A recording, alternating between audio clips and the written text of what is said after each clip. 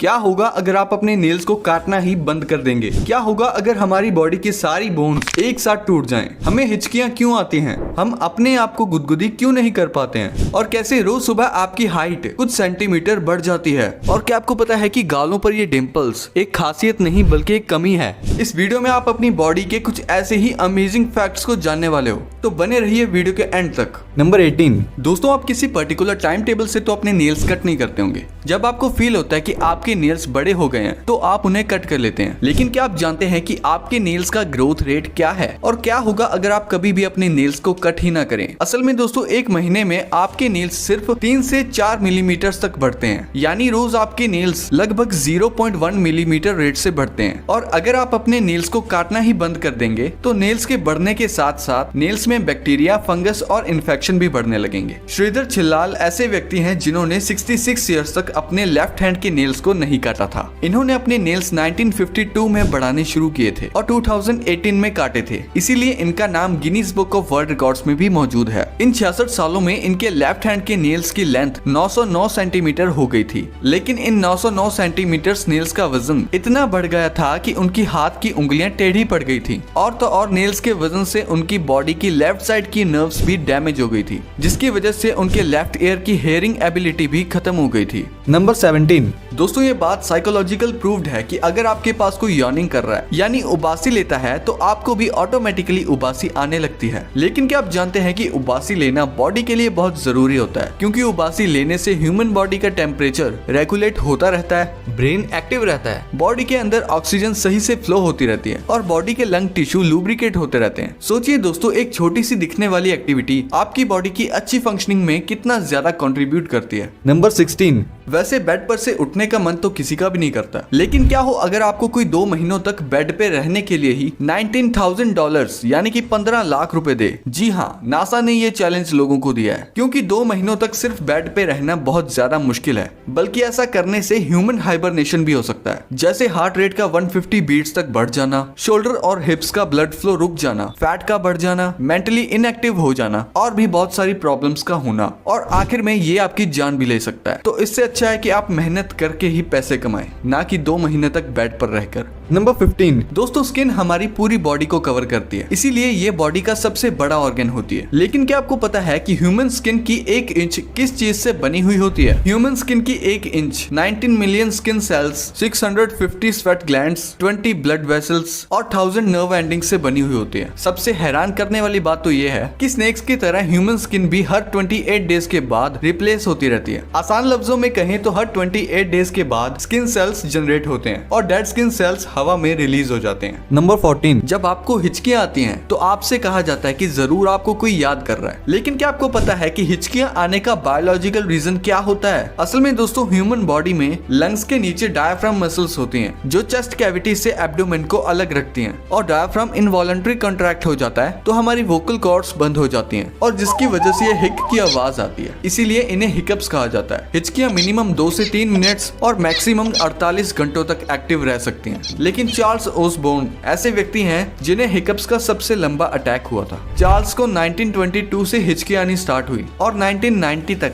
यानी 68 इयर्स तक non stop हिचकियां आती रहीं। एक एस्टिमेट के अकॉर्डिंग चार्ल्स को उनकी लाइफ में 430 मिलियन बार हिचकियां आई थी और फाइनली उनकी डेथ के 1 साल पहले 97 की एज में उनकी हिचकियां बंद हो गयी। इसीलिए चार्ल्स का नाम Guinness book of world records में सबसे ज्यादा लंबे वक्त तक हिचकियां लेने के नाम से मौजूद है। नंबर 13। किसी किसी को तो बहुत ज्यादा पसीना आता है तो किसी किसी को पसीना बिल्कुल भी नहीं आता है। पसीना ना आने की कंडीशन को अनहाइड्रोसिस कहा जाता है और ज्यादा पसीना आने की कंडीशन को हाइपरहाइड्रोसिस कहते हैं। लेकिन दोस्तों, पसीना ना आना भी आपके लिए बड़ी मुश्किल की बात है, क्योंकि अनहाइड्रोसिस से इंसानों की बॉडी में अलग अलग तरीके की स्किन रिलेटेड प्रॉब्लम्स जैसे एक्ने, डार्क स्पॉट्स, रेडनेस होने लगती है और इसके ऑपोजिट पसीना आने से हमारी बॉडी हीट को बाहर निकालती रहती है। नंबर 12।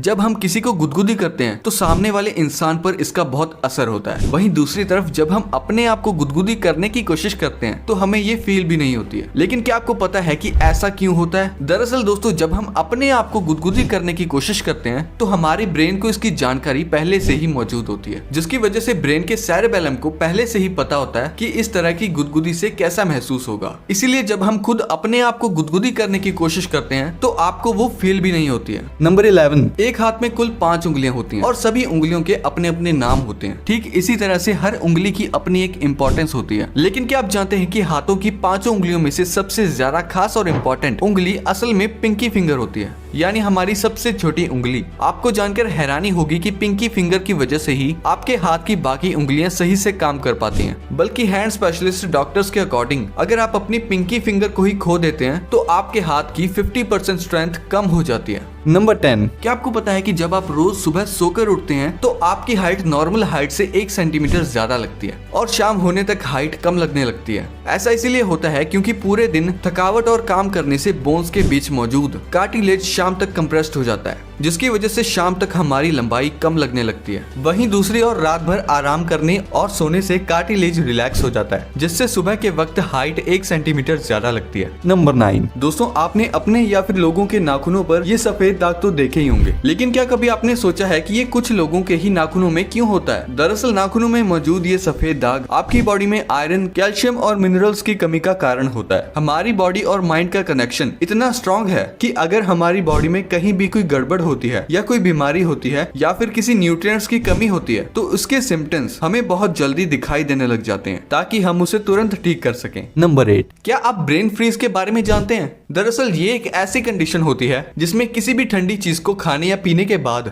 इंसान को ऐसा लगता है कि सारी ठंडक उसके दिमाग में जम गई हो। इस ब्रेन फ्रीज की कंडीशन को मेडिकल टर्म में स्पेनोपैलेटिन गैंग्लियोन्यूरल्जिया कहा जाता था। वैसे ये कंडीशन ज्यादा डेंजरस तो नहीं होती, लेकिन ब्रेन फ्रीज के दौरान बस कभी कभी हेडेक हो जाता है। नंबर 7, ह्यूमन हार्ट हमारी बॉडी का एक ऐसा हिस्सा होता है जो पूरी बॉडी में ब्लड सर्कुलेट करता है। लेकिन क्या आपको पता है कि ह्यूमन हार्ट बिना बॉडी के भी कुछ वक्त तक धड़कता रहता है? दरअसल ह्यूमन हार्ट का अपना एक अलग इलेक्ट्रिकल सिस्टम होता है जो हार्ट को धड़काता है और ब्लड को सर्कुलेट करता रहता है। इसीलिए ह्यूमन हार्ट बॉडी के बाहर भी नॉर्मल टेम्परेचर पर कम से कम 4 घंटों तक धड़कता रहता है। नंबर 6, दोस्तों साइकोलॉजी के अकॉर्डिंग जब हम किसी को पानी पीते हुए देखते हैं तो हमें भी प्यास लगने लग जाती है। लेकिन क्या आपको प्यास लगने के पीछे का बायोलॉजिकल रीजन पता है? असल में जब हम ज्यादा काम करते हैं, भाग दौड़ करते हैं तो हमें थकान होने लगती है और पानी पीने की अर्ज महसूस होती है। जब हमारी बॉडी का वाटर लॉस हमारी बॉडी वेट के 1% के बराबर होता है तो हमें भयंकर प्यास लगने लगती है, और जब ये लॉस 5% तक होता है तो इंसान बेहोश हो सकता है। इसके अलावा अगर वाटर लॉस 10% तक होता है तो डिहाइड्रेशन की वजह से इंसान की मौत भी हो सकती है। नंबर 5,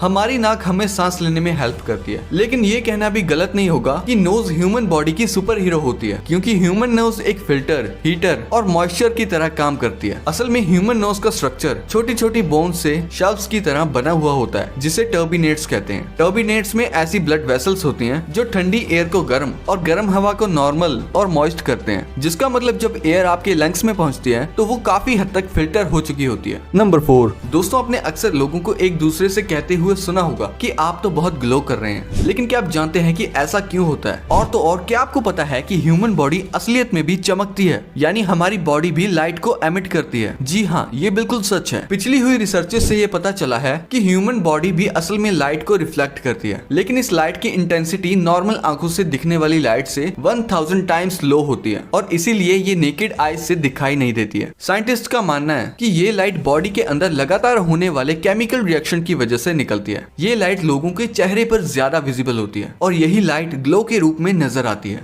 नंबर 3, गालों पर डिंपल पड़ने वाले लोगों को उनकी क्यूटनेस की वजह से बहुत ज्यादा पसंद किया जाता है। लेकिन क्या आपको पता है कि ये डिंपल्स मसल्स डिस्फंक्शन की वजह से होते हैं? असल में गालों के अंदर जिगोमैटिकस मेजर नाम की मसल्स होती हैं, जिसके 2 हिस्सों में बढ़ जाने की वजह से गालों में डिंपल्स आ जाते हैं। वैसे इससे ह्यूमंस को कोई नुकसान तो नहीं होता है, बल्कि ये फेस को और अट्रैक्टिव कर देता है। नंबर 2, कभी आपने सोचा है कि जब हम अपनी रिकॉर्डेड आवाज को सुनते हैं तो वो अलग क्यों लगती है? ये इसीलिए होता है क्योंकि जब हम बोलते हैं तो हमें अपनी असली आवाज सुनाई ही नहीं देती, क्योंकि हमारी आवाज तो हमारे स्कल की हड्डी से वाइब्रेट होते हुए हमारे कानों तक पहुंचती है। इसी रीजन से हमारी आवाज का बेस बढ़ जाता है और पिच कम हो जाती है। इसका सीधा मतलब ये है कि दूसरों को आपसे ज्यादा आपकी आवाज का पता होता है। 2013 में नेशनल लाइब्रेरी ऑफ मेडिसिन में एक स्टडी हुई जहाँ कुछ लोगों को कुछ आवाजें सुनाई गई और लोगों को वो आवाज पसंद भी आई, लेकिन तब तक जब तक उनको ये नहीं बताया गया कि ये उनकी खुद की आवाज है। तो इससे ये पता लगता है कि हमें अपनी आवाज इसीलिए अच्छी नहीं लगती क्योंकि हम अपनी आवाज को एक अलग ही तरीके से पहचानते हैं। नंबर 1,